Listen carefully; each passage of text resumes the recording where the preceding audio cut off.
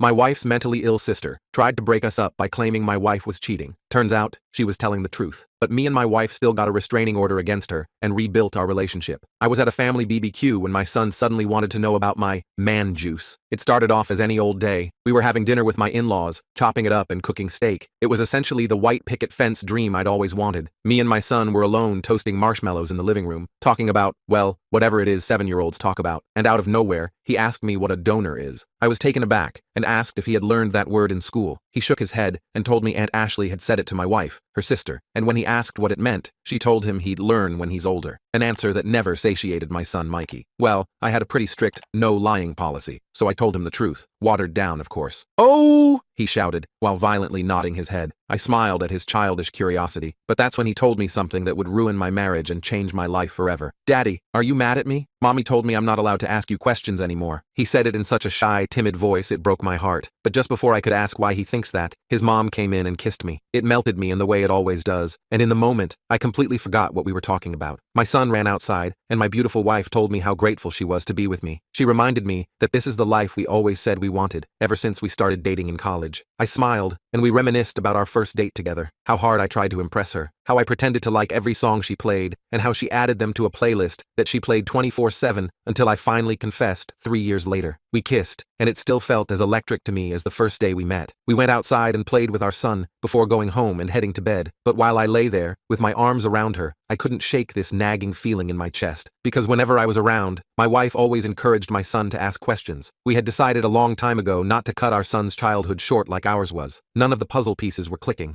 I knew my only option was to confront my son directly. So the next day, while my wife was at her Pilates class, that's exactly what I did. After a lot of ums and I don't knows, Mikey finally spit it out. Well, kinda. He told me that Ashley and my wife were joking about how good of a donor Robert was. My heart dropped to the pit of my stomach. I plastered on a huge fake smile and told him that was just something adults say around their friends, and when he's older, he can say it too. I could feel the beads of sweat rolling down my forehead, but he just shrugged his shoulders and went back to playing with his cars. You see, Rob was my wife's first boyfriend in high school. He was the only guy before me, and he lived in Australia while we lived in Cali. I panicked and immediately ordered a paternity test. The days waiting for the lab results were hell. Things just weren't adding up. By that point, Rob had been out of the picture for over a decade. Like, there's just no way, right? And second, our son looked just like me. He literally had my exact eye color, hazel green, and nose bridge, or so I thought. Because after 2 weeks, the results arrived. He wasn't mine. But when my wife gave me her explanation, I wasn't even mad. In fact, I was even happier, getting to keep our family together and raise Mikey. When Sarah got home that night, I was sitting at the kitchen table with the test results printed out. She took one look at my face and knew something was seriously wrong. "We need to talk," I said. Her eyes went to the papers, then back to me. "What's that?" "Mikey isn't mine." My voice sounded strange even to myself. "Is he Robert's?" The color drained from her face. She sat down hard in the chair across from me. For a long moment, she didn't say anything. Then she nodded. "I need you to explain," I said. "And don't lie to me." She took a deep breath. "It's not what you think. Robert wasn't back in the picture when I got pregnant. I never cheated on you." I just stared at her, waiting. "Remember when we first started trying for a baby, and nothing was happening?" She reached for my hand, but I pulled away. "We went to that fertility doctor, Dr. Quinn." I nodded stiffly. "We tried for almost 2 years before Mikey came along. They ran all those tests on both of us," she continued. "And they found issues with your sperm count. Remember? They said our chances were very low." I did remember. I'd been devastated. "What you don't know is that I went back alone." I asked about other options. Dr. Quinn mentioned sperm donors. My head was spinning. "You used a donor without telling me?" She was crying now. "I was desperate for a baby. For our baby. I knew how much you wanted to be a father. And I thought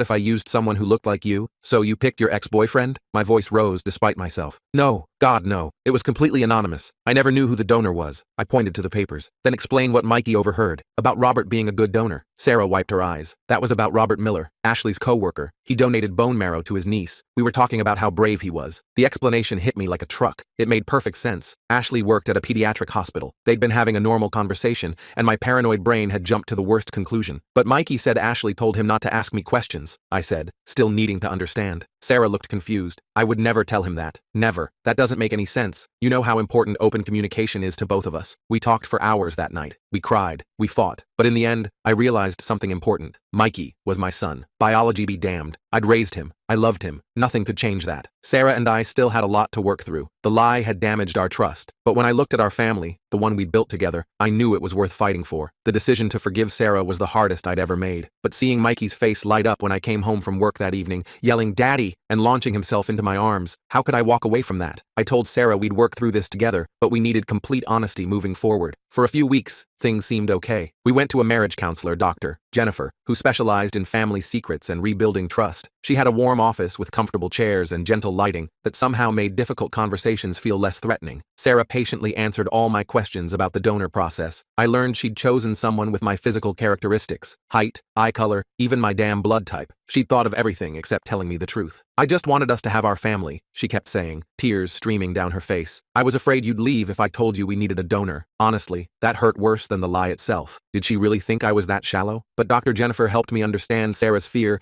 came from her own father abandoning her mother when things got tough. Old wounds sometimes make us do crazy things. One night, after a particularly intense therapy session, we came home exhausted, but feeling closer. The session had focused on vulnerability and how fear of rejection often leads to destructive behaviors. Dr. Jennifer had guided us through some difficult conversations with remarkable skill. Sarah fell asleep on my chest while watching TV. I gently moved her hair from her face, thinking maybe we'd actually make it through this. Then her phone buzzed on the coffee table. I shouldn't have looked. We were trying to rebuild trust, and here I was immediately breaking it. But after everything, my curiosity got the better of me. The notification showed a text from Ashley. Did he believe the Robert Miller story? My blood ran cold. I carefully slid out from under Sarah, grabbed her phone, and took it to the bathroom. I hesitated for a full minute before opening the message. The passcode was Mikey's birthday, same as always. Inside was a whole conversation that confirmed my worst fears. Ashley, did he believe the Robert Miller story? Sarah, hook, line and sinker. He's such a good guy. Ashley, thank God. Rob would freak if he knew someone was asking questions. Sarah, I know, but we're good now. Crisis averted. I scrolled up to see more, but the conversation had been deleted before that point. I put the phone back exactly where it was and went to our guest bedroom. I couldn't sleep next to her that night. The ceiling fan spun lazily above me as I stared upward, my mind racing with questions that had no answers. The next morning, I called in sick to work and waited for Sarah to leave for her dental appointment. Through the kitchen window, I watched her car pull out of the driveway and disappear down the street. Then I did something I'm not proud of. I started searching through everything, her email, her dresser drawers, even the storage boxes in our attic. I didn't know what I was looking for until I found it. Hidden inside an old college textbook was a stack of letters, actual handwritten letters, all from Robert. They weren't dated recently. Most were from around the time Sarah got pregnant with Mikey, but they made it crystal clear. Robert hadn't just been a sperm donor. He had been very much in the picture. I miss your body pressed against mine, one letter read. Sydney is beautiful, but empty without you. I can't wait for you to visit again. Another mentioned, our weekend in San Diego was perfect. I keep thinking about starting a life together. The worst one, I know it's complicated with him, but this baby changes everything. We need to talk about our future. I felt like I'd been punched in the gut. San Diego? When had she gone to San Diego? Then it clicked. Her girls' weekend with Ashley about 8 years ago, right around the time she would have gotten pregnant with Mikey. I took pictures of all the letters with my phone, then put everything back exactly as I'd found it. When Sarah came home that night, I acted normal, or as normal as possible when your entire life feels like it's crumbling beneath your feet. That night, I texted Ashley from my phone. We need to talk. Alone. It's important. She responded immediately. Everything okay? Sarah's phone died and she's in the bath. Just brother-in-law stuff. Meet for coffee tomorrow? That place near your work at 10? Sure thing. The next morning, I sat waiting at the coffee shop, rehearsing what I'd say. The cafe was bustling with the morning crowd, the air filled with the rich aroma of freshly ground coffee beans and the gentle hum of conversation. Ashley walked in, looking completely relaxed, ordered her usual complicated latte, then slid into the booth across from me. So what's up? She asked, stirring her coffee. You're being mysterious. I placed my phone on the table, screen up, showing one of Robert's letters. I know about Robert. The real Robert. The color drained from her face. Where did you get that? Doesn't matter. What matters is you and Sarah have been lying to me for years. Ashley's eyes darted around the cafe like she was looking for an escape route. Finally, she sighed. It's not what you think. Then explain it to me, because right now I'm thinking my wife cheated on me with her ex, got pregnant, and passed his kid off as mine for 7 years. Ashley leaned forward. You weren't supposed to find out this way. I wasn't supposed to find out at all, I said, my voice harder than I intended. Look, Sarah loves you. She's always loved you. The thing with Robert, it was a mistake. One weekend of stupidity. I laughed bitterly. A weekend that resulted in my son. Your son, Ashley emphasized. You're his dad. You've always been his dad. Stop with the sentimental bullshit and tell me what happened. Ashley took a deep breath. We went to San Diego for that weekend, remember? Sarah was devastated about the fertility issues. You guys had been trying for so long. She was in a really bad place. So she called up her ex-boyfriend? I couldn't keep the bitterness from my voice. No, it was coincidence. We ran into him at this bar. He was in California for work. One thing led to another. She trailed off, clearly uncomfortable. And Sarah slept with him. I finished flatly. Ashley nodded. She was drunk and emotional. She regretted it immediately. Then when she found out she was pregnant, she panicked. So she made up the whole sperm donor story? Why not just tell me the truth? Ashley looked at me like I was stupid. Because she knew it would destroy your marriage. She made a terrible mistake, but she loves you. She wanted your family together. Our family built on lies. I stood up, tossing some cash on the table. Tell Sarah I know everything, and tell her not to be home when I get back from work. I need time to think. Ashley grabbed my arm. Please don't throw away 7 years over one mistake. I yanked my arm away. The mistake wasn't the problem. The 7 years of lies were. I drove around for hours after that. The world outside my car window seemed distant and unreal, like I was watching someone else's life unfold. Eventually ended up at my buddy Joseph's place. He let me crash on his couch without asking too many questions. When morning came,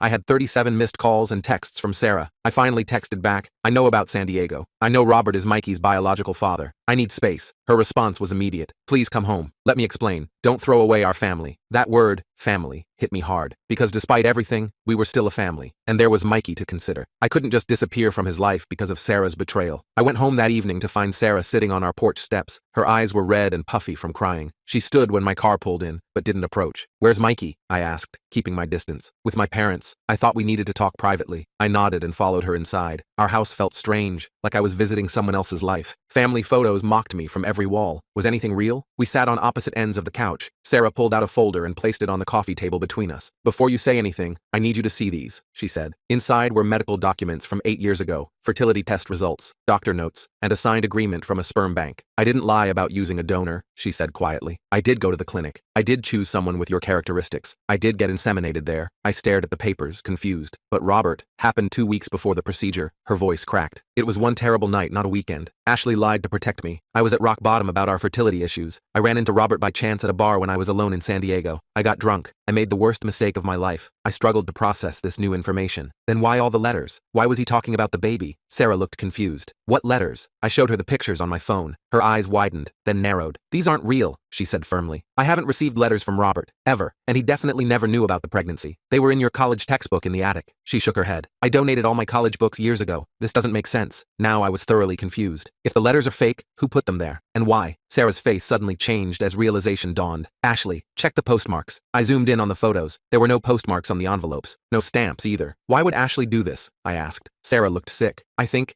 she wanted us to break up. That's ridiculous. She's your sister, who's been in love with you since college. I nearly choked. What? No way. She told me once, drunk at her bachelorette party. Said she'd met you first at that frat party, but you only had eyes for me. I thought she was over it, especially after she married William. Things started clicking into place. Ashley's divorce last year, her suddenly spending more time at our house, the looks I dismissed as friendly affection. I need to know the truth, Sarah. The absolute truth. Is there any chance Robert is Mikey's father? Sarah took my hands. I had the procedure 2 weeks after the incident. Dr. Quinn said the timing made it virtually impossible for Robert to be the father. But if you want DNA confirmation, I understand. I thought about the paternity test I'd already done. It proved I wasn't Mikey's biological father, but it didn't prove Robert was. Given what I now knew about Ashley's manipulation, it seemed likely that Mikey was the donor's child, not Robert's. The test had only confirmed what Sarah had already admitted, that I wasn't the biological father. Why did Ashley tell Mikey not to ask me questions? I asked, still needing to understand everything. She's been trying to drive us apart, Sarah said, her voice breaking. My own sister. We spent the night talking through everything. Sarah showed me messages between her and the actual Robert from years ago. Nothing romantic, just occasional friendly check-ins that stopped entirely after she got pregnant. She even offered to reach out to him for a paternity test. I decided that wasn't necessary. Whether the donor was Robert or anonymous donor number 4578, the result was the same. Mikey wasn't biologically mine, but he was still my son. The next day, we invited Ashley over. She came bouncing in like nothing was wrong, gave me a lingering hug that now felt creepy, and sat down expecting our usual family dinner. Where's my favorite nephew? She asked, looking around. Still at my parents', Sarah said coolly. We wanted to talk to you alone. Ashley's smile faltered. About what? I placed the letters on the table. About these. About why you planted fake letters in our attic. About why you told Mikey not to ask me questions. Her face went through a series of expressions. Shock, denial, anger, and finally, defeat. You don't deserve her, Ashley whispered, glaring at me. You never did. Sarah stood up. Ashley, what did you do? Ashley laughed bitterly. What did I do? I tried to open your eyes. He's not even Mikey's real father. I know, I said calmly. I've known for weeks. That threw her. You know? Sarah told me everything. About the fertility issues. About the donor. Everything. Ashley's eyes darted between us. But the letters are obvious fakes, Sarah finished. Robert didn't even know I was pregnant, and I certainly wasn't visiting him in Sydney while carrying another man's child. Ashley's face crumpled. I just wanted me? I asked, disgusted. Were you really willing to destroy your sister's marriage? Your nephew's family? Tears streamed down Ashley's face. You don't understand. I've loved you since that first night at the Kappa house, but you never even saw me. It was always Sarah. Sarah moved to sit beside me, taking my hand. Ashley, you need help. professional help. This is not normal behavior. What's not normal is pretending to be one big happy family when everything is built on lies, Ashley shouted. I'd had enough. The only person lying here is you. You manipulated my son. You tried to destroy my marriage. You need to leave. Now. Ashley stood, suddenly calm. This isn't over. He deserves to know the truth. Sarah stiffened beside me. What are you talking about? Mikey. He deserves to know his real daddy isn't his daddy at all. I felt Sarah trembling beside me. I squeezed her hand reassuringly. If you go anywhere near my son with this, I will get a restraining order, I said evenly. And I will make sure everyone in the family knows exactly what you tried to do. Ashley stared at us for a long moment, then grabbed her purse. You'll regret this, both of you. After she left, Sarah collapsed against me, sobbing. I can't believe she would do this. My own sister. The next few days were tense. We picked up Mikey from his grandparents' house, trying to act normal while constantly checking our phones for messages from Ashley. We'd agreed not to tell the rest of the family yet, hoping Ashley would get help on her own. Then came the text from Nancy. Is it true? Ashley says you've been lying about Mikey's father. Sarah called her mom immediately. Mom, Ashley is having some issues. Whatever she told you isn't true. I could hear Nancy's voice through the phone, high-pitched and upset. She showed us letters, Sarah. Letters from Robert talking about being the baby's father. Those letters are fake, Mom. Ashley wrote them. Nancy went quiet for a moment. That doesn't make sense. Why would she do that? Sarah looked at me, then at the ground. Because she's in love with my husband and wants to break us up. There was a long silence on the other end. Your father and I are coming over. Now. An hour later, we were sitting in our living room with Dave and Nancy, explaining everything. The fertility issues, the donor, Ashley's deception. I left out the part about Sarah's one-night mistake. Some things parents don't need to know. Dave looked grim. I've noticed Ashley acting off since her divorce, but this is beyond concerning. Nancy was crying quietly. We should have seen it. She's always been so competitive with you, Sarah. What should we do? Sarah asked. I'm worried about what she might tell Mikey. Dave straightened up. Your mother and I will handle Ashley. You two focus on protecting Mikey. The next day, Dave called to tell us Ashley had agreed to see a therapist. Apparently, she'd broken down when confronted by both parents, admitting everything. The fake letters, manipulating Mikey, her obsession with me. I thought that would be the end of it. We could start healing, rebuild our family. Then I picked up Mikey from school. As soon as he got in the car, I knew something was wrong. His usual chatter was missing. He stared out the window silently. Everything okay, buddy? I asked. He looked at me with those big hazel green eyes. Aunt Ashley came to see me at recess. My heart stopped. What did she say? His bottom lip trembled. She said you're not my real dad. That my real dad lives in Australia. Is that true? I pulled the car over, my hands shaking too much to drive. I turned to face him, trying to find the right words. Mikey, I am your real dad. I've been your dad since the day you were born. I tried to keep my voice neutral, but there's something called biology, which is about how babies are made, and in that way, someone else helped make you. His forehead wrinkled in concentration. Like a donor? The man juice thing? Despite everything, I had to smile. Yeah, buddy, like that. Mom and I wanted you so badly, but my man juice couldn't make babies, so we got help. From the Australia man? No, from a doctor and a donor. The Australia man is just someone Mom knew a long time ago. Aunt Ashley is confused about some things right now. Mikey thought for a moment. So you're still my dad? Just not my bio dad? I'm your dad in all the ways that matter. I love you more than anything in the world. He unbuckled his seatbelt and launched himself across the center console to hug me. I love you too, Dad. That night, after Mikey was asleep, Sarah and I made a decision. We filed for a temporary restraining order against Ashley. We met with a lawyer about formal adoption proceedings so I could legally adopt Mikey, even though I was already on his birth certificate. We even talked about moving, maybe to Northern California to get some distance. But most importantly, we decided our family was worth fighting for. The foundation might have been built on a complicated truth, but the love was real. Mikey was my son. Sarah was my wife. And nothing, not Ashley's schemes, not biology, not even the challenges still ahead, could change that. As we move forward, I know there will be difficult days. The restraining order against Ashley turned out to be more complicated than we expected. The cops were sympathetic, but explained we needed more evidence since she hadn't made explicit threats. They basically told us to document everything and come back if she escalated. Super frustrating, but at least we had it on record. Sarah's parents were absolutely devastated by all of this. Nancy called Sarah crying almost daily, blaming herself for not seeing the signs of Ashley's obsession. Dave stopped golfing and barely left the house. He'd been really close with Ashley, always taking her fishing and teaching her about his tools, so this hit him especially hard. I felt terrible for them, but our priority had to be protecting Mikey. Speaking of Mikey, that kid is seriously resilient. After our car talk about donors and bio-dads, he seemed mostly fine. He asked a few follow-up questions over dinner that night. Do I have the Australia man's eyes? And, can I still like dinosaurs if you don't? But then moved on to talking about his friend Jacob's new puppy. Sarah and I exchanged looks of relief over his head. Kids are amazing that way. They can process huge revelations and then immediately switch to what really matters, like puppies. We decided to get Mikey into therapy too, just to make sure he had a safe space to process everything. Dr. Jennifer recommended her colleague Dr. Richard, who specialized in children. Mikey actually loved going because Dr. Richard had this massive collection of Legos in his office. I wish I could say things immediately got better after that, but that's not how real life works. About a week after we filed the restraining order, I got a weird email from a profile I didn't recognize. The subject line was just, Mikey's real father, and my heart sank. I almost deleted it without opening, thinking it was Ashley using a fake account, but curiosity got the better of me. It was from Robert. I don't know if this is appropriate, but Ashley contacted me last week with some very disturbing claims. I wanted to reach out directly, rather than assume anything she said was true. If you're willing to talk, I'd appreciate clearing this up.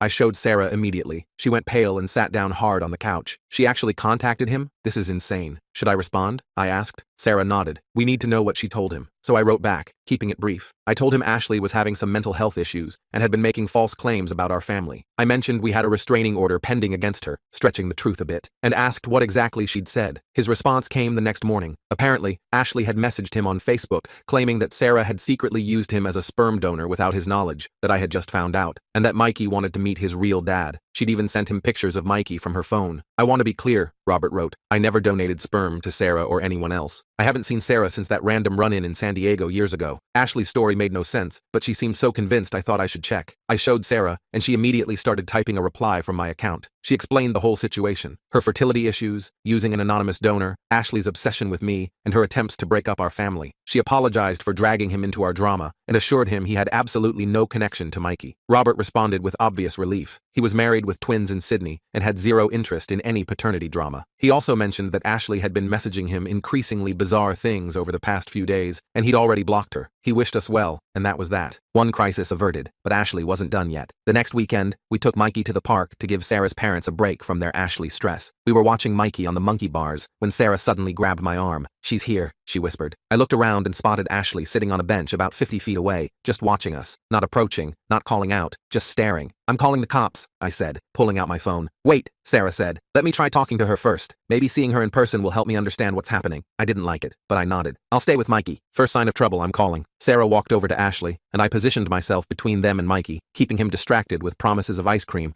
while still able to see the sisters. I couldn't hear what they were saying, but their body language told the story. Sarah talking calmly, hands open. Ashley defensive, then animated, then crying. Sarah put a hand on Ashley's shoulder, and Ashley didn't push it away. After about 20 minutes, Sarah came back looking drained but somewhat relieved. She's agreed to check herself into a treatment center, Sarah said quietly. She's been having episodes since her divorce, not taking her medication. The obsession with you apparently started back in college but got much worse recently. Do you believe her? I asked skeptically. I don't know, but she showed me the intake paperwork for a mental health facility. She's going tomorrow. Mom and Dad are taking her. I just nodded, still keeping an eye on Ashley, who remained on the bench looking at her phone. She also admitted she's been off her meds for bipolar disorder for months, Sarah continued. No one knew she'd been diagnosed 2 years ago, not even Mom and Dad. That explained some things, but I wasn't ready to forgive and forget. We still need boundaries. Clear, firm boundaries. Absolutely, Sarah agreed. But if she's getting help, maybe there's hope for some kind of relationship down the road. For Mikey's sake. I wasn't convinced, but I nodded anyway. Family is complicated. The next few months were actually pretty calm. Ashley checked into the treatment facility as promised and stayed for 6 weeks. Sarah's parents kept us updated on her progress. Apparently, she was responding well to therapy and new medication. The doctors had diagnosed her with bipolar I, with some borderline personality traits, which explained the intensity of her fixation on me and her extreme methods. We kept our distance, though. Sarah met with Ashley a few times, always in public places without me or Mikey. According to Sarah, Ashley seemed genuinely remorseful and more stable. She'd admitted to everything. The fake letters, manipulating Mikey, contacting Robert. She'd even shown Sarah journals where she'd documented her obsession with me for years, including detailed fantasies about us being together. Creepy as hell, but at least she was getting help. Meanwhile, our family was healing too. I officially adopted Mikey, which involved a lot of paperwork and a brief court appearance, where the judge mostly just smiled at Mikey and asked if he was happy to have me as his dad. Mikey's enthusiastic, he's the best dad ever, made my heart feel like it might burst. We also found a new therapist for all three of us, Dr. Casey, who specialized in family systems. She helped us figure out how to talk to Mikey about his origin story in age-appropriate ways. We practiced using terms like donor and biological origins instead of real dad or not your real dad. We role-played conversations Mikey might have with friends or teachers about his family. The best advice Dr. Casey gave us was to make Mikey's story something special rather than shameful. He was wanted so much that you went to extraordinary lengths to bring him into your family, she told us. That's something to celebrate, not hide. So we started a new family tradition of Origin Day, the anniversary of when we found out Sarah was pregnant. We told Mikey it was the day we knew our family was beginning. We had cake and looked at baby pictures and told him stories about how excited we were to meet him. It became his second favorite day after his birthday. About 6 months after the whole blow-up, Sarah's parents invited us all for Sunday dinner, including Ashley. They asked us first, of course, and we had a long talk about whether it was the right time.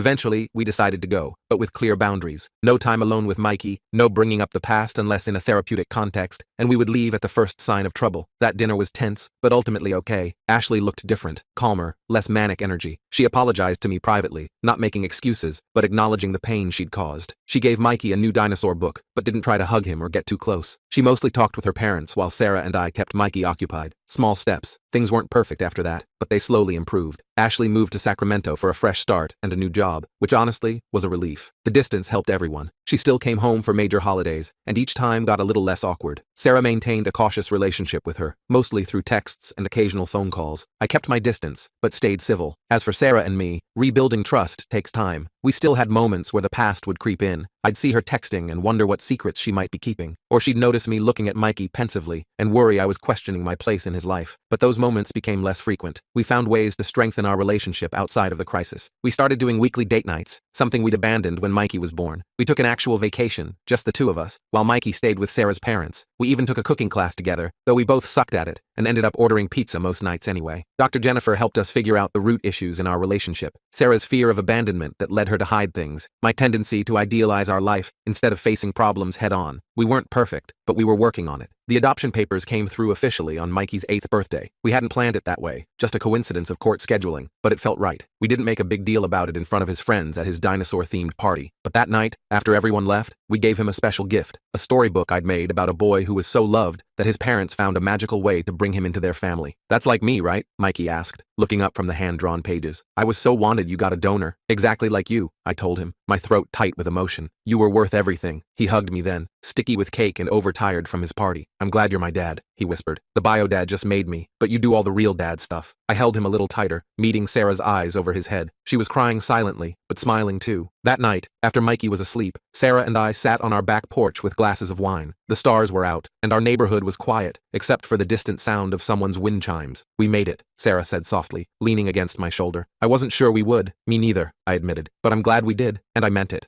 Our family wasn't what I had pictured when we were dating in college. It was messier, more complicated, built on some hard truths and painful growth, but it was real, and it was ours. And at the end of the day, that's what family is. Not the perfect story you imagine, but the imperfect one you fight for.